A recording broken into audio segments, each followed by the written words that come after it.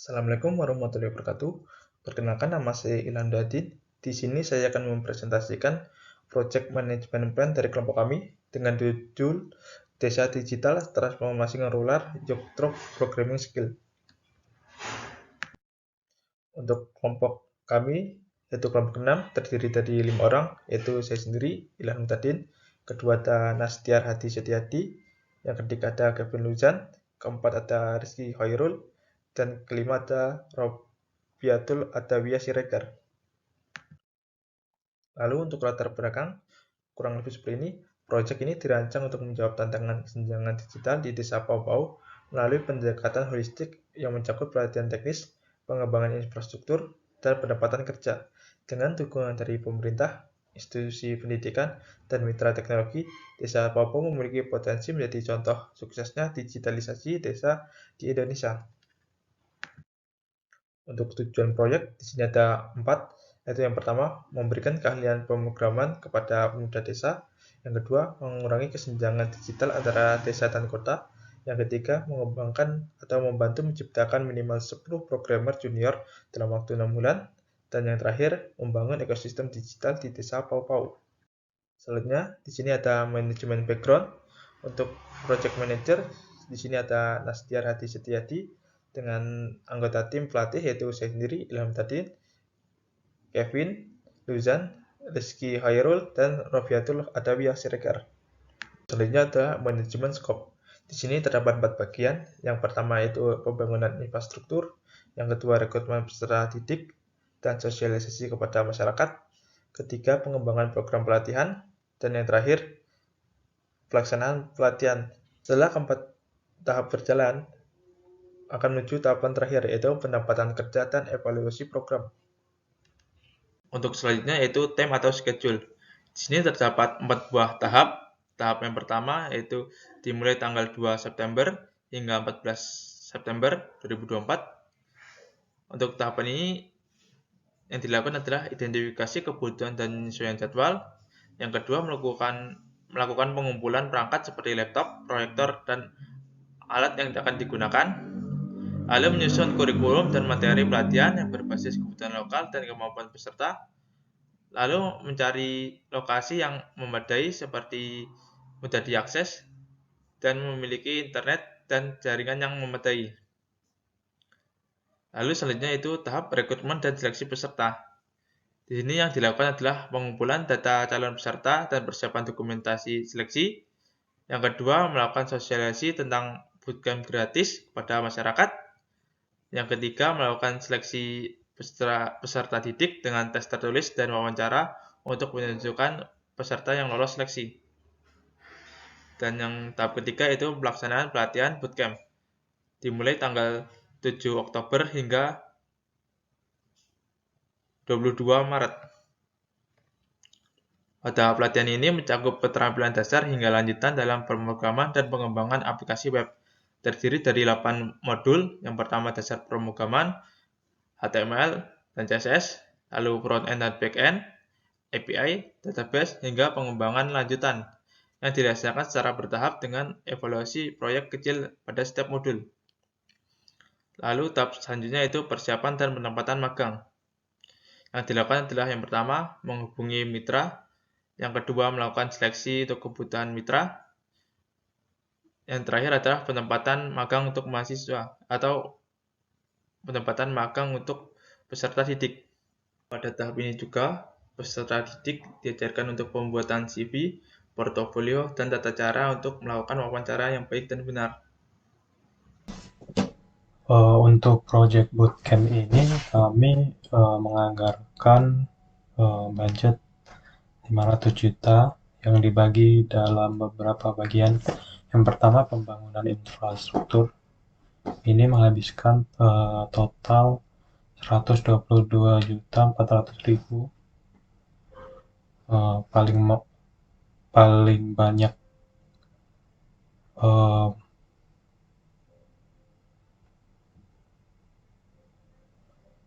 lalu untuk selanjutnya,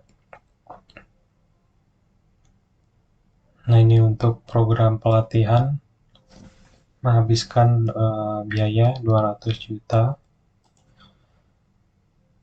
Lalu untuk rekrutmen dan seleksi peserta menghabiskan biaya 30 juta. Lalu pelaksanaan bootcamp sendiri untuk pelaksanaan bootcamp menghabiskan biaya 120 juta. Lalu untuk monitor dan evaluasi, ini untuk monitor 17 juta 600 dan untuk penyaluran kerja ini 10 juta.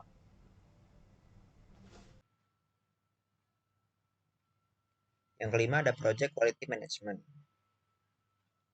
Pendahuluan, untuk memastikan keberhasilan program pelatihan desa Palkau, diperlukan standar kualitas yang terdefinisi dengan baik. Standar ini mencakup proses tindakan, kriteria yang dapat diterima, dan interval penilaian yang akan memastikan setiap tahap program terlaksana sesuai tujuan dan ekspektasi. Berikutnya ada standar kualitas. Pertama ada kurikulum pelatihan, di mana kurikulum harus mencakup kebutuhan lokal, standar industri, dan bersifat aplikatif.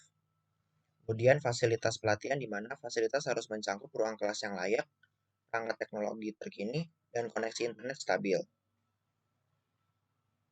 Kemudian kompetensi peserta, di mana minimal 80% peserta mencapai hasil evaluasi baik pada setiap modul. Proyek akhir, di mana setiap proyek harus berorientasi pada kebutuhan komunitas dengan dokumentasi yang lengkap. Kemudian penempatan magang, di mana minimal 60% peserta ditempatkan di perusahaan mitra setelah pelatihan. Berikut merupakan proses tindakan, kriteria diterima, dan interval penilaian.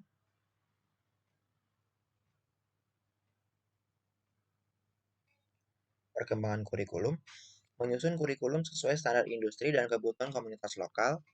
Kurikulum diverifikasi oleh mentor dan pihak terkait dan dilakukan sebelum pelaksanaan pelatihan. Penyediaan fasilitas, memastikan fasilitas yaitu ruang kelas, alat, dan internet siap digunakan. Fasilitas teruji dan siap digunakan minimal 1 minggu sebelum pelatihan dimulai. Dilakukan sebelum pelaksanaan pelatihan. Evaluasi modul pelatihan, mengukur keberhasilan modul dengan proyek kecil dan tes. Minimal 80% peserta mendapatkan nilai lebih dari sama dengan 75% pada setiap tes. Dilakukan setiap penyelesaian setiap modul. Review proyek akhir, menilai kualitas proyek berbasis komunitas oleh mentor dan tim evaluasi. Proyek harus relevan, fungsional, dan terdokumentasi dengan baik, dan dilakukan setelah proyek akhir selesai. Feedback peserta dan mentor, mengumpulkan umpan balik terkait pelaksanaan pelatihan. Minimal 90% peserta dan mentor memberikan feedback konstruktif dan dilakukan setiap bulan selama pelatihan. Dan yang terakhir, penempatan magang, memastikan peserta diterima oleh mitra sesuai keahlian yang dipelajari. Minimal 60% peserta diterima oleh mitra magang dan dilakukan setelah seleksi penempatan selesai. Kesimpulannya, dengan pendekatan sistematis melalui Project Quality Management, setiap tahap dalam proyek ini akan memenuhi standar kualitas yang ditentukan, memastikan keberhasilan pelatihan dan dampak nyata bagi masyarakat desa Palpau. Ini ada project communication management. Yang pertama ada daily setup meeting. Itu setiap hari tim proyek akan mengadakan pertemuan singkat untuk membahas perkembangan proyek. Pertemuan ini tujuan untuk memastikan bahwa setiap anggota tim mengetahui tugas yang sedang dikerjakan atau memecahkan hambatan yang dihadapi. Lalu yang kedua ini ada weekly team meetings. Pertemuan mingguan dilakukan untuk membahas perkembangan tim dalam mengevaluasi tantangan yang dihadapi dan merencanakan langkah-langkah selanjutnya. Ini juga memberikan kesempatan untuk memastikan bahwa seluruh tim bergerak ke arah yang sama dan berbagi pemikiran untuk perbaikan. Lalu yang ketiga ada grup WhatsApp. Sebagai seorang komunikasi cepat, grup WhatsApp digunakan untuk diskusi harian dan pengiriman singkat mengenai perkembangan proyek. Lalu yang keempat ada monthly perspective, yaitu pertemuan bulanan. Digunakan untuk menganalisis apa yang saja yang berjalan dengan baik selama bulan tersebut dan area mana yang perlu diperbaiki. Dengan demikian, tim dapat melakukan perbaikan berkaitan selama proyek berlangsung. Lalu di sini terdapat komunikasi stakeholder, yaitu yang pertama newsletter bulanan. Tiap bulan tim proyek akan mengirimkan newsletter kepada semua stakeholder untuk memberikan pembaruan tentang perkembangan proyek. Hal ini untuk lalu yang kedua ada publikasi media sosial. Untuk proyek akan mempublikasikan informasi ini terkait hal yang telah dicapai dan dampak positif yang tetap tercapai. Berupaya untuk meningkatkan kesadaran masyarakat tentang pentingnya pelatihan keterampilan digital bagi pemuda di daerah terpencil. Lalu selanjutnya ada open house triwulanan, yaitu setiap 3 bulan sekali tim proyek akan mengadakan open house untuk melibatkan masyarakat dan stakeholder yang dalam pembaruan proyek. Open house ini bertujuan untuk memberikan wawasan langsung kepada masyarakat tentang kemajuan dan hasil proyek, serta menjalin komunikasi lebih lanjut dengan stakeholder. Lalu yang keempat ada laporan akhir. Setelah proyek selesai, laporan akhir program akan disusun untuk menangkap hasil dan dampak program yang telah dijalankan. Laporan ini akan dibagikan kepada seluruh stakeholder sebagai bukti keberhasilan proyek. Selanjutnya yaitu risk management. Di sini terdapat beberapa, yaitu 1, 2, 3, 4, 5, 6. Yang pertama, drop off peserta. Di sini likelihood-nya high, impact-nya high, dan risk rating-nya juga high. Lalu ketidakstabilan internet juga sama, high semua. Lalu terdapat kesulitan adaptasi pembelajaran, likelihood-nya high, impact-nya medium, dan risk rating-nya high. Lalu kerusakan peralatan, likelihood-nya medium, impact-nya high, risk-nya juga high. Lalu terdapat kendala teknis pembelajaran, likelihood-nya medium, impact-nya medium, dan risk rating-nya juga medium. Dan yang terakhir, overhead cost tidak terduga, likelihood-nya low, impact-nya medium, dan risk rating-nya juga medium. Selanjutnya yaitu procurement atau pengadaan. Dalam pengadaan ini terdapat 5 buah step. Yang pertama yaitu identifikasi kebutuhan pengadaan.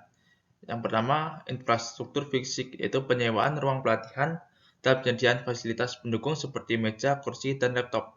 Lalu, layanan teknologi, yaitu penyediaan akses internet yang stabil dan platform pembelajaran yang memadai. Dan terakhir yaitu bahan pelatihan, mengembangkan kurikulum, modul pelajaran, dan perangkat lunak untuk mendukung pelatihan. Selanjutnya ada proses pengadaan. Dalam proses pengadaan ini terdapat beberapa step. Yang pertama itu perencanaan pengadaan. Dengan melakukan analisis pasar, spesifikasi, dan membuat spesifikasi teknis, yaitu menyusun dokumen spesifikasi sesuai kebutuhan, lalu menyesuaikan anggaran dan jadwal. Selanjutnya yaitu pemilihan vendor. Melakukan seleksi vendor dengan harga yang kompetitif dan kualitas terbaik, dengan memilih lokasi yang strategis dan mudah dijangkau oleh peserta.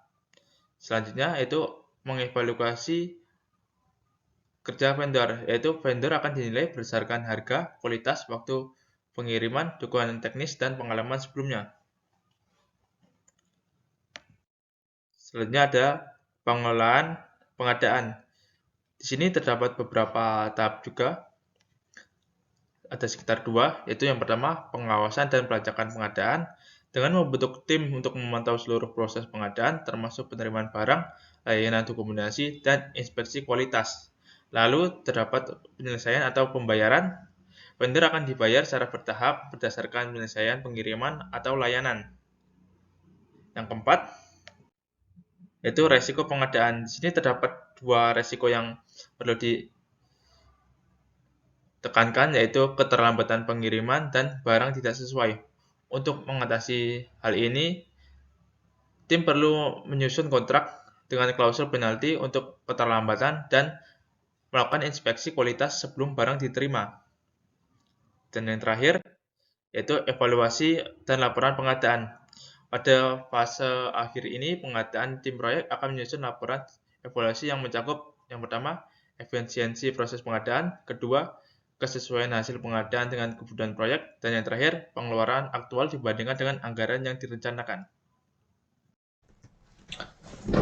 Untuk stakeholder, kami memiliki 8 stakeholder. Yang pertama dari Universitas Telkom, yang kedua dari pemimpin desa, kepala desa, 3 tim project, 4 mentor atau pelatih, kelima itu peserta, keenam itu pemerintah setempat, ketujuh penyedia teknologi, ke-8 perusahaan mitra. Untuk tanggung jawabnya bisa dibaca ini. Telkom University itu memberikan dana dan arahan serta pengawasan. Pemimpin desa mendukung mobilisasi masyarakat. Untuk tim proyek itu mengelola implementasi proyek, monitor, dan pelaporan. Untuk pelatih atau mentor itu menyusun dan menyampaikan materi, peserta itu mengikuti pelatihan, pemerintah setempat memastikan program sesuai regulasi, penyedia teknologi menyediakan perangkat dan koneksi internet, dan perusahaan mitra itu memberikan peluang kerja. Jadi tempat menyalurkan peserta yang sudah lulus. Lalu untuk resiko dan mitigasinya, pertama resikonya itu partisipasi masyarakat rendah. Nah, cara memitigasinya yaitu melakukan kampanye agar masyarakat tertarik untuk mengikuti bootcamp ini. Lalu yang kedua, keterlambatan penyediaan perangkat teknologi. Nah, ini kita harus menjalin kontrak yang jelas dengan penyedia perangkat teknologi. Lalu yang ketiga, ketidakpuasan peserta terhadap materi pelatihan. Nah, ini kita harus benar-benar memastikan kurikulum yang digunakan itu benar-benar baik dan efektif.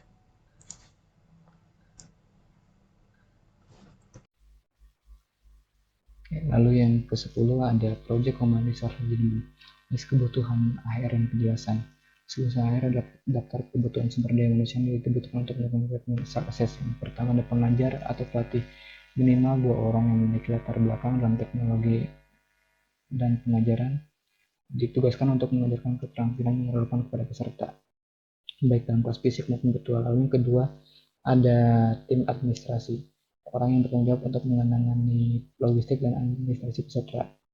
Tugasnya adalah mengolah pendaftaran, dokumentasi, dan komunikasi dengan peserta. Lalu yang ketiga adalah tim IT, 2 orang yang bertanggung jawab untuk mengelola infrastruktur teknologi. Yang pertama, pembukaan online. Tim IT harus memastikan semua perangkat keras dan perangkat lunak bekerja dengan baik. Lalu penjelasan kebutuhan akhir adalah tim proyek akan dipimpin oleh seorang manajer proyek yang memiliki pengalaman dan mengelola proyek berbasis teknologi. Semua anggota tim akan berkolaborasi untuk memastikan proyek berjalan sesuai dengan tujuan yang telah ditetapkan. Setiap anggota tim akan memiliki peran yang jelas dan koordinasi yang baik antara tim menjadi kunci keberhasilan proyek ini.